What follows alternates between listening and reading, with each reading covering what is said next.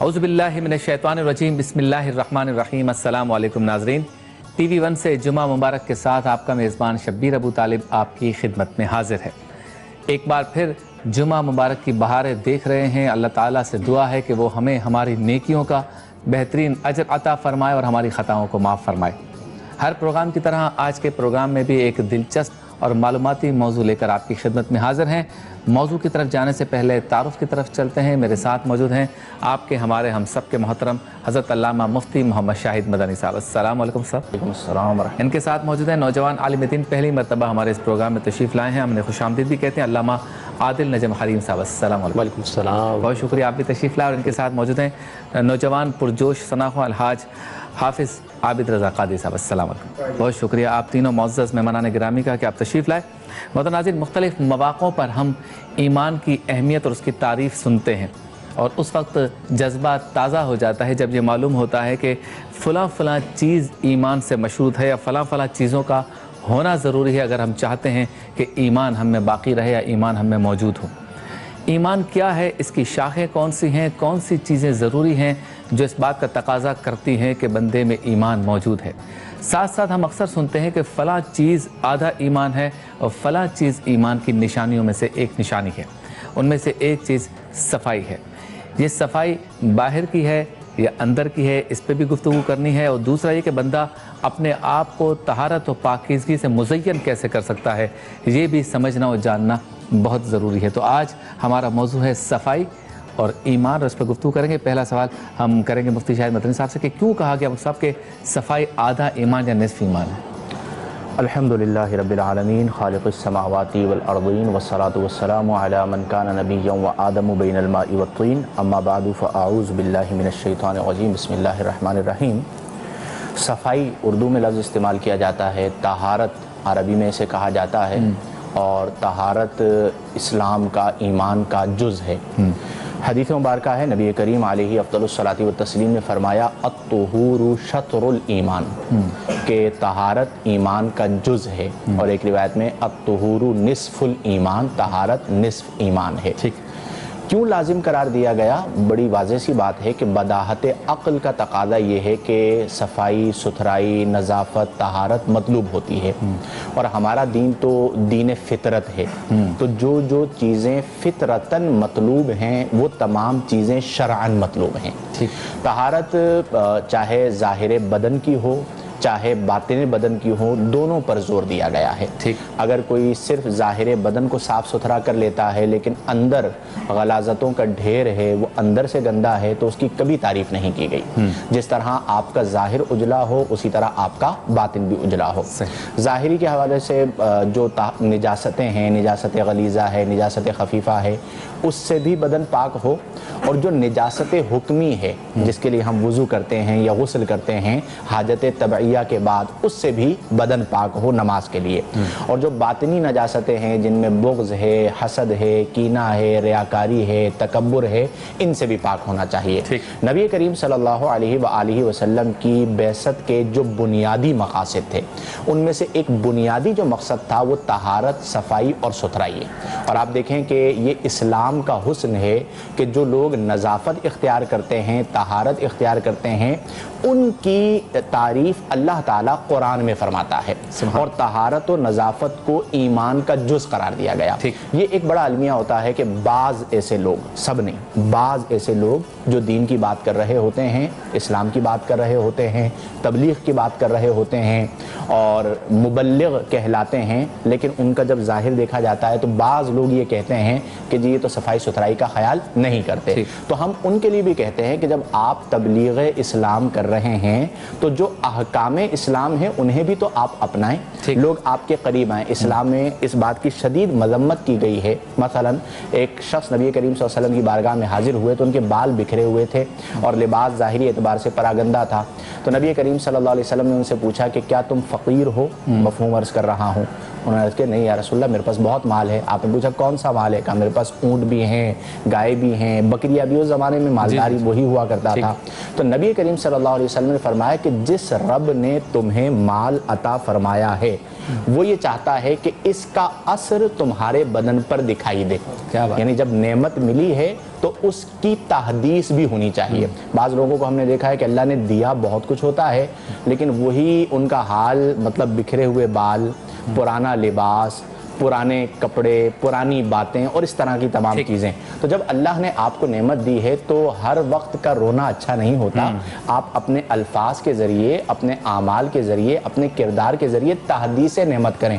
اور قرآن میں فرمایا گیا کہ وَأَمَّا بِنِعْمَتِ رَبِّكَ فَحَدِّثْ, کہ جب تیرا رب تجھے کوئی نعمت عطا فرمائے تو تو اس نعمت کا خوب چرچا کر. ٹھیک ہے علامہ صاحب, یہ بتائیں کہ یہ تو ظاہری اور باطنی صفائی سے متعلق مفتی صاحب نے ایک تمہید باندھ دی. گھروں کو صاف رکھنے کے معاملے میں آپ کیا کہیں گے؟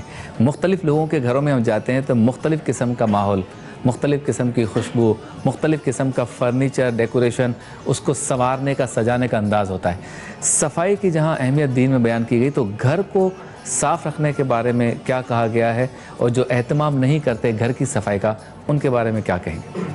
بسم اللہ الرحمن الرحیم, الحمدللہ وحدہ والصلاة والسلام علی من لا نبی بعدہ, اما بعد فاعوذ باللہ من الشیطان الرجیم, بسم اللہ الرحمن الرحیم. جیسا کہ مفتی صاحب نے ظاہری طور پر طہارت اور صفائی ستھرائی کے حوالے سے بڑی پیاری تمہید باندھی, تو طہارت کا تعلق صرف انسان کے بدن کے لباس سے نہیں ہے بلکہ ہر اس چیز سے تعلق ہے جس کا اس کا استعمال ہوتا ہے. ظاہر ہے گھروں میں ہم رہتے ہیں, گھروں میں ہمارا اٹھنا بیٹھنا ہوتا ہے, اور پھر اس کے بعد گھر کے افراد سے ہی ہمارا گھر کا تعلق نہیں ہوتا بلکہ ملنے جلنے والے بہت سارے افراد ایسے ہوتے ہیں جو ہمارے گھروں میں آتے ہیں جاتے ہیں, ان سے بھی ہمارا تعلق ہوتا ہے. اب چونکہ ہم ظاہری طور پر تو بڑے صاف ستھرے رہیں اور گھر ہمارا گندا ہو, ظاہری طور پر صاف ستھرا نہ ہو, بیٹھنے اٹھنے کی جگہ ایسی نہ ہو کہ ہم مناسب طریقے سے بٹھا سکیں, تو یہ بھی اخلاقی درجے میں نہیں آتا. میں نے جیسے استاد صاحب نے کہا کہ اسلام ہر اس چیز کو مطلوب رکھتا ہے کہ جو کہ باہمی تعلقات قریب کرنے کا ایک ذریعہ ہو. صفائی نفس ایمان ہے, تو اس کا مطلب یہی ہے کہ اس سے آپ کسی دوسرے کے قریب ہو سکتے ہیں. رشتوں کے اندر, ہمارے جو رشتے ہیں ان رشتوں کے اندر ایک مضبوط رشتہ قائم ہو سکتا ہے. جب تک انسان کا ظاہر پاک نہیں ہوگا تو آپ قریب نہیں جائیں گے. ظاہر ہے جب آپ کسی کے قریب گئے ہیں تو رشتے پہ گھروں تک بھی آ جاتے ہیں, اور جب گھر ہی صاف نہیں ہوگا تو سامنے والا کیا درجہ لے کے جائے گا, کیا ذہن لے کے جائے گا. بالکل. تو اس لیے ہر وہ چیز جو اسلام کو مطلوب ہو, تو اسلام کو مطلوب ہونے کا معنی یہی ہوتا ہے کہ ہر وہ چیز جس کا تعلق انسان سے ہو, انسان اس چیز کا بھی صفائی کا خاص خیال رکھے. صفائی اور ایمان پہ ہماری گفتگو ہو رہی ہے اور یہ گفتگو جاری رہے گی. آپ سے ملاقات ہوتی ہے مختصر سے وقفے کے بعد.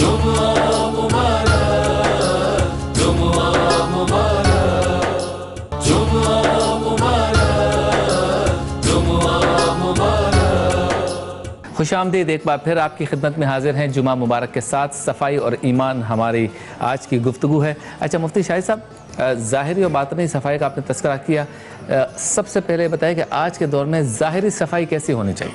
مطلب بال, داڑھی, چہرہ, گلاسز, جوتے, کپڑے, امامہ, ٹوپی, انگوٹھی, گھڑی, سب اس میں آتے ہیں یا اس کے کچھ اور تقاضے ہیں؟ ظاہری کی بات کریں. دیکھیں دو چیزیں ہیں, ایک ہے صفائی ستھرائی اور ایک ہے تزیین و آرائش. ٹھیک, یہ گھڑی وغیرہ تو ان تمام چیزوں کو تزیین و آرائش میلی تو نہیں ہونی چاہیے. ہاں, مطلب تزیین و آرائش کے لیے استعمال ہے. اصل چیز یہ ہے کہ آپ کا بدن, آپ کا لباس اور آپ کا جہاں جہاں اٹھنا بیٹھنا ہے وہ صاف ستھرا ہو. ہمارے ہاں بعض اوقات صفائی ستھرائی کو لگژری زندگی سے تعبیر کر دیا جاتا ہے کہ جی بہت اچھا ڈرائنگ روم ہونا چاہیے, اس پہ 2-4 لاکھ روپے خرچہ ہو چکنا چاہیے, پردے بڑے مہنگے ہونے چاہیے. صفائی ستھرائی جھونپڑی کی بھی ہو سکتی ہے. تو اسلام جو سبق دیتا ہے اس میں چونکہ عمرا اور غربا کا فرق نہیں ہے, ورنہ اگر آپ اسے مال کے ساتھ جوڑ دیں گے تو پھر تو تصور ہی ختم ہو جائے گا. اور نبی کریم صلی اللہ علیہ وسلم نے جو ہمیں صفائی ستھرائی کا فلسفہ عطا فرمایا ہے اس میں آپ کی ذات سے تعلق ہے. مثلا سب سے پہلے آپ شروع کیجئے, اسلام نے آپ کو وضو کا تصور دیا. फ़ग़सिलू वुजूहकुम व अयदियकुम इलल मराफ़िक़ी वमसहू बिरुऊसिकुम व अर्जुलकुम इलल कअबैन, ये कुरान का हुक्म है। अब दिन में 5 बार आप वुज़ू करते हैं तो उसकी वजह से आपके बदन की तहारत होती है और आप एक तरह से फ्रेश हो जाते हैं। फिर उसके अलावा जो आप लिबास पहन रहे हैं, तो आप जानते हैं नमाज की शराइत में से एक शर्त तहारत, और तहारत का माना क्या है? मुसल्ली के बदन का, उसके लिबास का, और जिस मकाम पर वो नमाज पढ़ रहा है उस मकाम का बक़द्रे माने निजासत से पाक होना। तो अब इसके अंदर उसका लिबास भी आ जाता है, उसका बदन भी आ जाता है, उसके बाल वगैरह, ये तमाम चीज़ें साफ़ सुथरे होने चाहिए। एक और चीज़ कि कुछ ऐसी चीज़ें हैं कि जिनका ताल्लुक़ हमारी सक़ाफ़त के साथ है, कि आपको ये भी देखना होता है कि मैं किस सोसाइटी में रह रहा हूँ, किन लोगों के दरमियान बैठ रहा हूँ। अब अगर जिस सोसाइटी में आप रह रहे हैं वहाँ पर आपने हुलिया ऐसा बनाया हुआ है कि जिससे लोगों को खतरा महसूस होता है या लोग उस हुलिये को देखकर घबरा जाते हैं, तो आपको हुलिया चेंज करना होगा। मसलन आपने बहुत बड़े बड़े बाल रख लिए, आपने दाढ़ी तो रख ली, लेकिन दाढ़ी को आपने, जिसे कहा जाता है उजड़े चमन आप नजर आ रहे हैं, कि सामने वाला देखकर कहेगा कि जिस तरह इसके बाल बिखरे हुए हैं इसी तरह इसके ख्यालात भी बिखरे हुए होंगे, लिहाजा इससे राह फरार इख्तियार करें। तो इन चीज़ों पर भी तवज्जो करना बहुत ज़रूरी है, और ख़ास तौर पर वो तबका जो दीनी उमूर सर अंजाम दे रहा होता है, उनकी बहुत बड़ी जिम्मेदारी होती है, क्योंकि उन्हें देखकर लोग दीन के करीब आ रहे होते हैं। बाज़ औक़ात अगर उनकी अपीयरेंस अच्छी नहीं होती तो उसकी वजह से लोग बदज़न होकर दीन से दूर हो जाते हैं। तो इसलिए आप मतलब महंगा लिबास नहीं पहन सकते तो पुराना लिबास धुला हुआ तो पहन सकते हैं ना। अगर आप नई टोपी नहीं खरीद सकते तो पुरानी टोपी धोकर तो आप सर पे रख सकते हैं। कंघी खरीदने में कोई ज्यादा पैसे तो नहीं लगते। दर हकीकत इन तमाम चीजों का ताल्लुक होता है कि आप बातिन में कितने हसीन हैं। अगर आप बातिन में हसीन हैं तो आपको बिखरे हुए बाल खुद ही अच्छे नहीं लगेंगे, आपको पुराना लिबास खुद ही पसंद नहीं आएगा। तो अंदर जब तहारत और नजाफत होगी तो उसका असर आपके जाहिर पर भी आ रहा होगा। दोनों चीजें शरीयत को मतलूब हैं, बातिन भी हसीन हो, जाहिर भी हसीन हो, तो सरकार का गुलाम खूबसूरत नजर आता है और लोग उसे देखकर मुतासिर होकर दीन इस्लाम में दाखिल हो जाते हैं।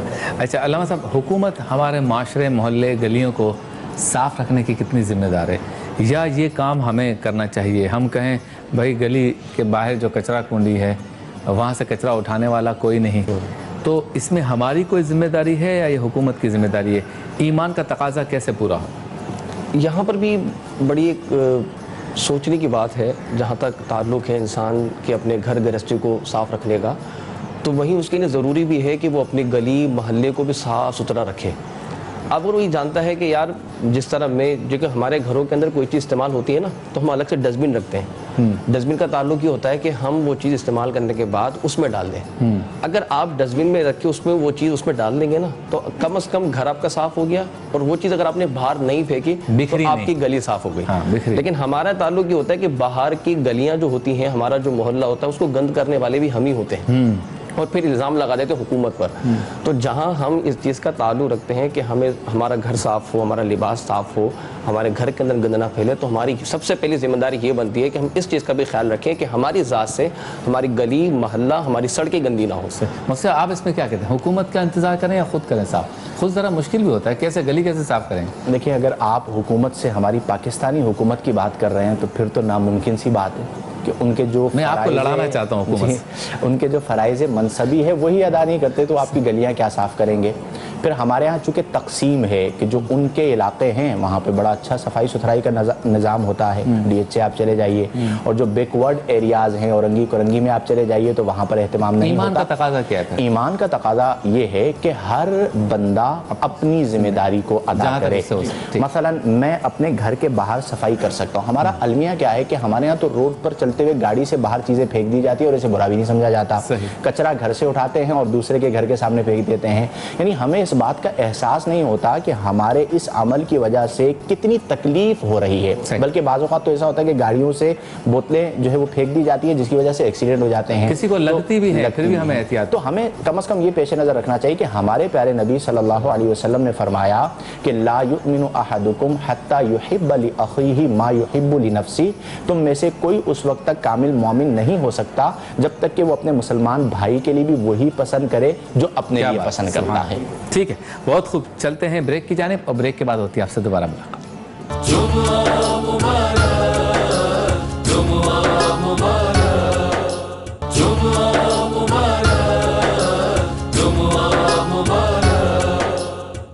ویلکم بیک، ایک بار پھر آپ کی خدمت میں حاضر ہیں جمعہ مبارک کے ساتھ۔ صفائی اور ایمان پر ہماری گفتگو ہو رہی ہے اور بہت ہی پیاری گفتگو ہو رہی ہے۔ اچھا علامہ صاحب، آپ سے پوچھوں گا، قلب اور ذہن کی صفائی کی بڑی اہمیت بیان کی آپ حضرات نے، کیسے قائم کریں قلب کو، کیسے مائل نہ ہونے دیں برائی کی طرف، یہ صفائی ہے یا کوئی اور طریقہ؟ اسی طرح سے ذہن کو بھی۔ بسم اللہ الرحمن الرحیم۔ جہاں تک ظاہری صفائی کا تعلق ہے تو ساسوں نے بڑی ابتداء تمہید باندھی تھی کہ وہاں شریعت کو باطنی جو انسان کی صفائی ہے وہ بھی بڑی مطلوب ہے، اور باطنی صفائی میں سب سے بڑا جو ایک گہرا تعلق ہوتا ہے وہ ہوتا ہے قلب کا، اور قلب ہی انسان کی ایک ایسی شے ہے جو اس کو خطرات سے بچا سکتی ہے، برائیوں سے بچا سکتی ہے، اور قلب ہی انسان کا ایک ایسا انا سمجھیے کہ مادہ ہے کہ جس کے ذریعے انسان جو ہے اپنے آپ کو بچا سکتا ہے۔ اب یہ ہے کہ بتقاضۂ بشریت انسان سے کوئی برائی ہو جائے تو اب اس کے حدیث پاک میں نبی کریم علیہ الصلوۃ والسلام نے ارشاد فرمایا کہ قلب جو ہے ایک سفید کپڑے کے مانند ہوتا ہے، اس پہ اگر آپ کوئی برائی کریں تو ایک سمجھیے مثال سمجھائی گئی کہ اس میں جو ہے کالی کلر کا دھبا لگا دیا جائے، وہ پھیلتے پھیلتے پھیلتے اس سفید جو لباس ہے یا سفید جو کپڑا ہے اس کو گندا کر دے، تو یہی قلب کا تعلق ہوتا ہے۔ جب برائی چلتی ہے تو چلتے چلتے چلتے اس کے اندر برائیوں کی وجہ سے قلب میں سختی پیدا ہو جاتی ہے، تو پھر حضور نے ارشاد فرمایا کہ کثرت تلاوت کی جائے، موت کو یاد کیا جائے۔ اب کثرت تلاوت کی وجہ سے جو برائی قلب میں پیدا ہوئی ہے وہ اللہ تعالیٰ اس کی برکت سے دور کرتا رہے گا۔ اب کثرت موت یعنی موت کو یاد کیا گیا تو اس سے بھی قلب کی سختیاں دور ہوتی رہیں گی، اور اگر انسان اس چیز کو اپنا لے تو میں سمجھتا ہوں کہ برائی کی جانب وہ آگے نہیں بڑھے گا۔ اچھا، اب ذہن کا جہاں تک تعلق ہے، ابھی ہمارے پاس چونکہ دنیاوی زندگی ہے، وقت نہیں نکل پاتا، تلاوت قرآن ہمارے ہم نہیں کر پاتے، ہم اسی طرح جو ہے موت کی نہیں وقتی طور پر تصور آتا ہے پھر ختم ہو جاتا ہے۔ اس کا آسان حل یہ ہے کہ کم از کم ہمیں اللہ والوں کی صحبت میں ضرور بیٹھنا چاہیے، علماء کی صحبت اختیار کریں، اللہ والوں کی صحبت اختیار کریں، یا ہماری مشاغل جو روزمرہ کی ہیں اس میں کم از کم ایسا مشغلہ ضرور ہونا چاہیے کہ جس سے اللہ اور اس کے رسول کی جانب ہمارا دل مائل ہو، ہمارا قدم بڑھے، خیالات میں پاکیزگی۔ بالکل، اگر ہم کم از کم 5 وقت کی نماز بھی اگر اپنے طور طریقے سے تمام لوازمات کو ہٹا کے مسجد میں بھی ادا کر لینا، میں یہ سمجھتا ہوں کہ پھر بھی یہ برائی سے انسان کو دور کرنے کا بڑا بہترین عمل ہے۔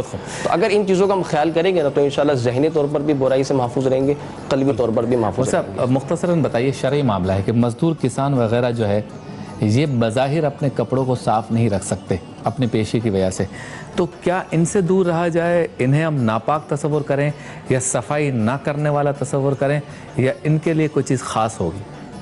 دیکھیں، ہمارے پیارے نبی صلی اللہ علیہ وآلہ وسلم کے گرد فقراء ہوا کرتے تھے۔ کچھ عمرا نے کہا کہ آپ کے قریب یہ لوگ ہوتے ہیں اس لیے ہم آپ کے پاس نہیں آ پاتے، آپ انہیں ہٹائیے تو ہم آپ کے پاس آئیں گے۔ صحیح۔ تو ان کی مذمت میں اللہ نے قرآن کو نازل کر دیا۔ اچھا، تو اب ہمارے لیے تو دلیل ہمارے پیارے نبی صلی اللہ علیہ وسلم ہے کہ آپ اپنے قریب فقراء کو رکھا کرتے تھے۔ ٹھیک ہے، ہوتا ہے بعض لوگ غربت کا شکار ہوتے ہیں جس کی وجہ سے ان کی ڈریسنگ بہت اچھی نہیں ہوتی یا ان کا طریق بہت اچھا نہیں ہوتا، لیکن کوئی بھی پیشہ شرعی طور پر مذموم نہیں ہے۔ اگر وہ کسب حلال کے لیے مزدوری کر رہا ہے تو الکاسب حبیب اللہ۔ میں یہ سمجھتا ہوں کہ ایک شخص حرام کما کر 10,000 روپے کا لباس پہن لے اور ایک شخص حلال کے ساتھ پسینے میں اٹا ہوا لباس پہنے تو یہ اللہ کا محبوب ہے۔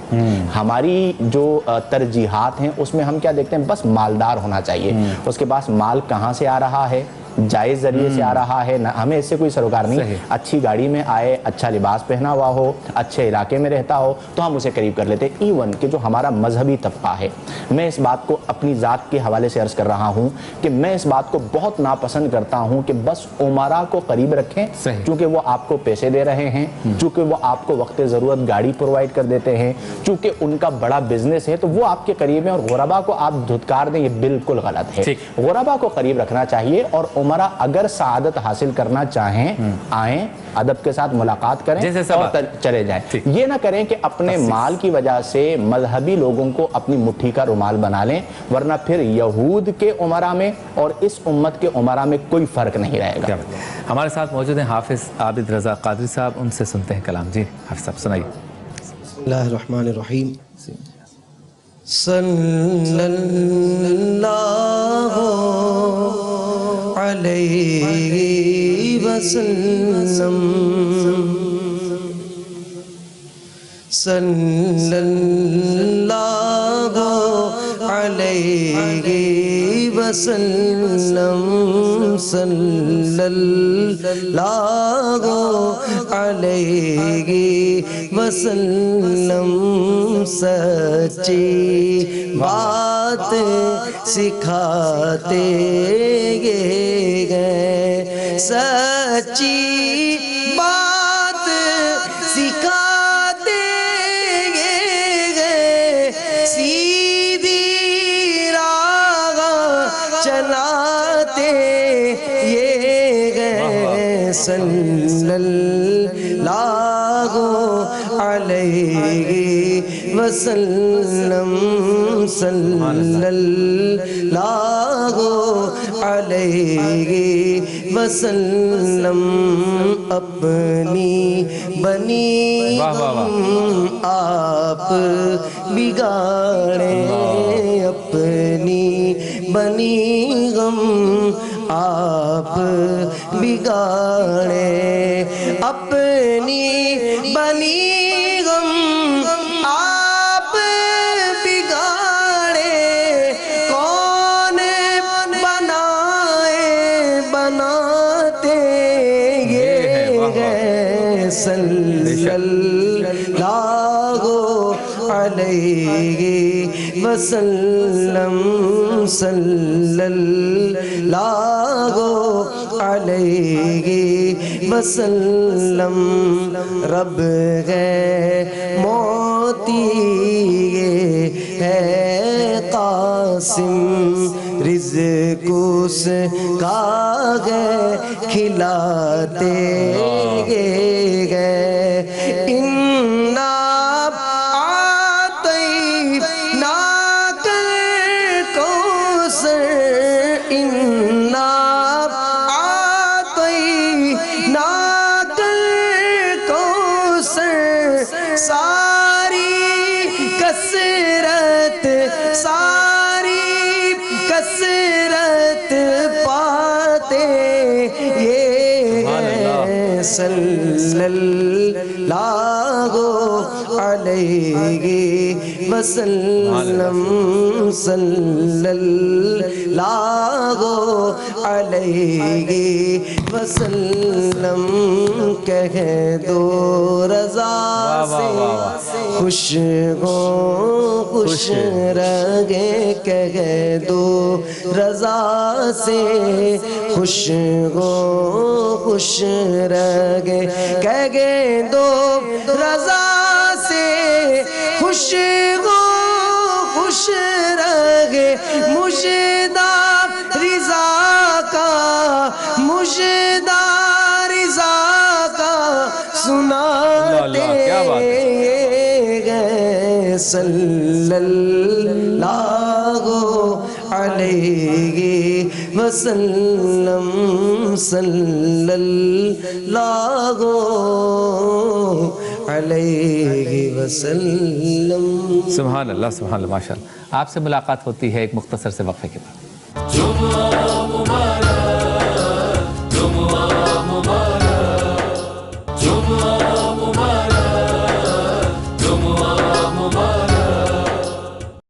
खुशामदीद, एक बार फिर आपकी खिदमत में हाजिर हैं TV1 से जुमा मुबारक के साथ। सफाई और ईमान हमारा आज का मौजू है। अच्छा अल्लामा साहब, ये बताएं कि कारपेंटर होता है, मेहनत कश होता है, मिस्त्री होता है, ये सब दौरान काम जब नमाज का वक्त होता है तो उन्हीं कपड़ों में नमाज पढ़ने के लिए उनको आना पड़ता है। तो तहारत के मामलात में यहाँ पर कोई रियायत है या इसे हम सफाई से मुतसादिम नहीं कहेंगे? मुश्किल ज़रूर है बात, लेकिन नमाज उनकी हो जाएगी। सिलसिला क्या होगा इसमें? बिस्मिल्लाहिर्रहमानिर्रहीम। देखिए, नमाज के लिए ज़ाहिर है जब कोई कारपेंटर होगा या मज़दूर होगा या कोई भी मज़दूर होगा काम करने वाला, तो ज़ाहिर है वो नमाज के लिए मस्जिद के लिए उसको आना पड़ेगा। अवलन तो इस बात का ख्याल रखना ज़रूरी है कि मस्जिद को बदबू से बचाना है। अच्छा, हदीस पाक में नबी करीम सल्लल्लाहु ने इरशाद फरमाया कि जिसने कच्ची प्याज का ये लहसुन खाया तो मस्जिद के करीब ना आए। अंदर तो दूर की बात है, कहा उसको करीब तक ना आए, क्योंकि इसकी हदीस के शुरुआत में लिखा है कि मलाइका होते हैं और मलाइका को इससे जो है ईज़ा होती है। अब कारपेंटर हो या मोटर मकीनिक का काम करने वाला हो, अलगर्ज कोई भी ऐसा मजदूर जो दिन भर काम करता है, تو ظاہر ہے اس کی پیشے کی وجہ سے اس کے لباس میں پرگندہ ہو جاتا ہے، بدبو آ جاتی ہے. تو ایسے شخص کو تو مسجد میں داخلے کی اجازت نہیں جب تک کہ وہ صفائی کا خاص خیال نہ رکھے لباس وغیرہ اور بدن کے حوالے سے. اور ایسے لوگ بڑے نمازیوں کے ایذا کا سبب بھی بنتے ہیں. جب اگر کوئی صف میں آ کے کھڑا ہو جائے نا تو قریب نمازی اس کے کپڑوں کی بدبو کی وجہ سے نماز نہیں پڑھ پاتا. وہ مستری اب اس کے لیے یہ ضروری ہے کہ اب جب مسجد آئے تو اگر مسجد میں نماز پڑھنے کا عادی ہے تو اب وہ لباس بدل کے آئے گا. ظاہر ہے اس طرح کے عمومی طور پر اگر دیکھا جائے تو تھوڑی توجہ نمازی کا عادی جو ہوتا ہے نا وہ اپنے لیے اہتمام کر لیتا ہے، اور لباس ساتھ رکھتا ہے، ہاں ساتھ رکھ لیتا ہے کہ یار میں نے جو ہے، بلکہ میں نے تو یہاں تک بھی ایسے دیکھے جو اچھا خاصا کام کرنے والے ہیں لیکن وہ نماز کے اہتمام کی وجہ سے اپنے لباس کو گندا نہیں ہونے دیتے، اپنے ہاتھ کو گندا نہیں ہونے دیتے، بار بار صاف کرتے رہتے ہیں. بے شک وہ اپنا موٹر مکینک کا کام کرتے ہوں گے، کسی اور دوسری شعبے سے تعلق رکھتے ہوں، لیکن نماز کی وجہ سے وہ اپنے لباس کا بھی اہتمام رکھتے ہیں، اپنے بدن کا بھی اہتمام رکھتے ہیں. اب اگر کوئی ایسا پیشہ ور مزدور ہے تو اس کو چاہیے کہ وہ اپنا کوئی دوسرا ایسا آلٹرنیٹ لباس ہو کہ وہ رکھے اور نماز کی وہ پہن کے مسجد میں داخل ہو جائے. اچھا مفتی صاحب یہ بتائیں کہ نزلہ، زکام، جسم کے کسی حصے سے خون نکلتے رہنا، پیپ نکلتے رہنا، کسی بیماری کا شکار ہے تو ایسے شخص کو آپ علماء کرام کیا مشورہ دیتے ہیں کہ وہ صفائی کی نفی میں آتا ہے اس لیے وہ خود کیا کرے کہ طہارت و پاکیزگی کے تقاضے بھی پورے ہو جائیں اور اس کی بیماری کا معاملہ بھی ٹھیک رہے؟ دیکھیں اس حوالے سے اور اس طرح کے اور بہت سارے حوالوں سے ہمارا دین جتنی رخصت دیتا ہے کسی اور مذہب میں اتنی رخصت نظر ہی نہیں آتی. ہمارے پیارے نبی صلی اللہ علیہ وسلم کا تو واضح فرمان ہے کہ یسرو، لوگوں کے لیے آسانیاں پیدا کرو. اسی طرح قرآن میں بڑا واضح فرمان ہے لا اکراہ فی الدین، دین میں کوئی زور زبردستی نہیں ہے. اگر اسے اللہ نے کسی ایسی آزمائش میں مبتلا کر دیا ہے تو وہ وضو نہیں کر سکتا تو شریعت اسے رخصت دیتی ہے تیمم کر لے. جن اعضاء پر زخم ہیں ان پر صرف مسح کر لے. اور اگر مسجد میں جانے میں اسے دقت ہوتی ہے اور اس طرح کا مرض ہے جس کی وجہ سے طہارت میں فرق آتا ہے کہ وہ مسجد کو آلودہ نہیں کرنا چاہتا، مطلب اس طرح کا اگر کوئی مرض ہو تو بعض اوقات بندہ کسی اچھے خاصے آدمی کے گھر پہ بھی نہیں جاتا کہ لوگ مجھے کیا کہیں گے، تو یہ تو رب کی بارگاہ ہے تو وہ خود اس بات کو پسند نہیں کرے گا. لیکن جہاں تک نزلہ وغیرہ کا معاملہ ہے تو یہ تو طبعی تقاضے ہیں اور کسی کے ساتھ بھی ہو سکتے ہیں. تو اس کی وجہ سے کسی کو مسجد سے روکنا یا اگر کوئی ہمارے برابر میں آیا اور طبعی تقاضے کے تحت اسے چھینک وغیرہ آ گئی، نزلہ ہے، تو اب اسے برا جاننا یا اسے گھور کر دیکھنا ہمیں شریعت اس بات کی اجازت نہیں دی. ہم خود اپنے آپ کو دیکھ لیں کہ ہم کیسے ہیں. تو اس لیے اس طرح کے جو طبعی عوارض ہیں ان کی موجودگی میں وہ مسجد میں جا سکتا ہے. بس یہ کہ اس کی جو ضروری چیزیں ہیں اس کے پاس مطلب رومال وغیرہ ہونا چاہیے، وہ صفائی ستھرائی کا احتیاط خیال رکھے، مسجد کا فرش جو ہے وہ آلودہ نہ ہو، ان چیزوں کا خیال رکھ کے وہ مسجد میں جا سکتا ہے. ہر جمعے کو ہم روحانی گلدستہ جو ہے وہ مفتی صاحب سے گزارش کرتے ہیں، وہ پیش کرتے ہیں جس میں ایک وظیفہ آپ کو بتاتے ہیں تاکہ جمعے کے روز آپ کچھ نہ کچھ اس پروگرام سے لے کر جائیں. جی مفتی صاحب کون سا وظیفہ ہے؟ جی دیکھیں زندگی میں بڑے مسائل آتے ہیں، مصائب بھی آتے ہیں، مشکل مواقع بھی آتے ہیں. تو ان مشکل مواقع پر ہم رجوع کرتے ہیں کہ کوئی ایسا وظیفہ بتایا جائے کہ اس مشکل سے نکل جاؤں.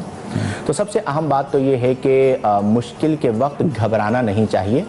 اگر اچھا وقت نہ رہا تو برا وقت بھی نہ رہے گا، وہ ایک وقت آئے گا کہ گزر جائے گا. مشکل سے نکلنے کا ایک بہترین وظیفہ ہے کہ جب آپ مشکل کی گھڑی میں ہوں تو 11 بار درود پاک پڑھا جائے، پھر اس کے بعد 11 بار سورہ اخلاص پڑھی جائے، پھر اس کے بعد 11 بار کلمہ طیبہ پڑھا جائے. 11 بار درود پاک، 11 بار سورہ اخلاص، 11 بار کلمہ طیبہ پہلا کلمہ، اور پھر اس کے بعد اللہ کے حضور دعا کریں. تو یہ ایک ہمارے بزرگوں کا مجرب ہے، میرا اپنا بھی مجرب ہے خاص مواقع پر کہ آپ یہ کر کے دعا کریں اور پھر اس کے بعد آپ حیران ہوں گے کہ آپ کا راستہ وہاں سے نکلے گا جہاں پہ آپ کا گمان بھی نہیں تھا. تو یہ ایک بہترین وظیفہ ہے مشکلوں سے نجات کے لیے. بہت شکریہ آپ تینوں معزز مہمانان گرامی کا. محترم ناظرین یہ تھا ہمارا آج کا پروگرام جمعہ مبارک جس پہ صفائی اور ایمان پہ ہم نے گفتگو کی. سینٹرل آئیڈیا، مرکزی خیال آج کی اس گفتگو کا یہ ہے کہ ہمارا دین آسانی مہیا کرتا ہے اور اتنی آسانی کسی اور دین یا مذہب میں نہیں ہے، اور ہمارے دین میں صفائی کا زیادہ خیال رکھنے کا حکم اس لیے دیا گیا ہے اور صفائی کو نصف ایمان اس لیے کہا گیا ہے کہ ظاہری اعتبار سے بھی یعنی دنیاوی اعتبار سے بھی، معاشرتی اعتبار سے بھی اس کی بہت زیادہ اہمیت ہے. مہنگی سے مہنگی چیز ہم خرید لیں، اچھے سے اچھا اسے ڈیکوریٹ کر لیں اور یہ کہیں کہ ہم نے صفائی کے تقاضے پورے کر لیے تو اس طرح سے یعنی مہنگا یا خرچ کر لینے سے صفائی کے تقاضے پورے نہیں ہوتے۔ صفائی کے تقاضے جھونپڑی میں بھی پورے ہو سکتے ہیں، چھوٹی جگہ پہ بھی ہو سکتے ہیں، اور کم پیسہ خرچ کرنے کے بعد بنائی جانے والی چیز میں بھی صفائی کا تقاضے پورے کیے جا سکتے ہیں۔ شرط یہ ہے کہ چیزوں کو آراستہ کریں، اپنے جسم کو آراستہ کریں، اپنے گھر کو آراستہ کریں، اپنے باطن کو آراستہ کریں، قلب و ذہن کو گندے خیالات سے دور رکھیں۔ یہ سب ہمارے دین نے ہمیں سکھایا ہے، اور اسی کا نام صفائی ہے۔ باطن میں بندہ حسین ہے یا نہیں، اس کا پتہ بھی اس کے ظاہر سے چلتا ہے، لہٰذا ہم بالخصوص جو مذہب کا نام لیتے ہیں، جو معاشرے میں ایک مقام رکھتے ہیں، چاہے کوئی بھی مقام رکھتے ہیں، وہ اپنے کپڑوں کو، اپنے چہرے کو، اپنے بالوں کو، اپنے جسم کو ستھرا رکھیں تاکہ لوگ ہم سے قریب ہوں۔ مزدور کے لباس کو دیکھ کر نفرت کرنا، کسان کے لباس کو دیکھ کر نفرت کرنا، یہ سرکار دو عالم صلی اللہ علیہ وسلم کو قطعاً پسند نہیں ہے۔ لہٰذا ان لوگوں سے، غریبوں سے بھی محبت کیجئے، ان سے بھی پیار کیجئے، کیونکہ پیار اور محبت کرنے کا حق صرف امیروں سے نہیں ہے، مزدور اس کے زیادہ حقدار ہیں۔ اپنے میزبان شبیر ابو طالب کو اجازت دیجیے۔ اللہ حافظ۔ عابد رضا قادری صاحب کلام سے اس پروگرام کا اختتام کریں۔ سرور کہوں کہ مالکو مولا کہوں تجھے، سرور کہوں کہ مالکو مولا کہوں تجھے، باغ خلیل کا گلے زیبا کہوں تجھے، باغ خلیل کا گلے زیبا کہوں تجھے، اللہ کی سرتابہ قدم شان گئے انسان گی، انسان وہ انسان گئے، قرآن تو ایمان بتاتا ہے انہیں، ایمان یہ کہتا ہے میری جان گئے،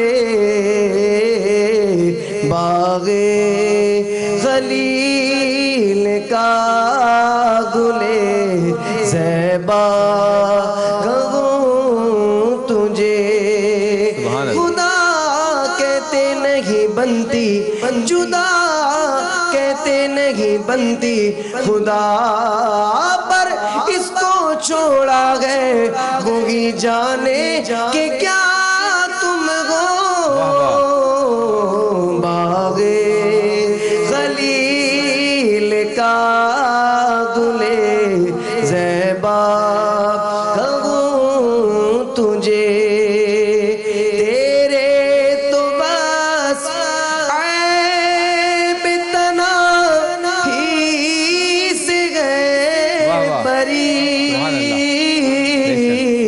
تیرے تو بس عیب تنا ہی سے گئے بری، حیران ہوں میرے شاہ میں کیا کیا کہوں تجھے،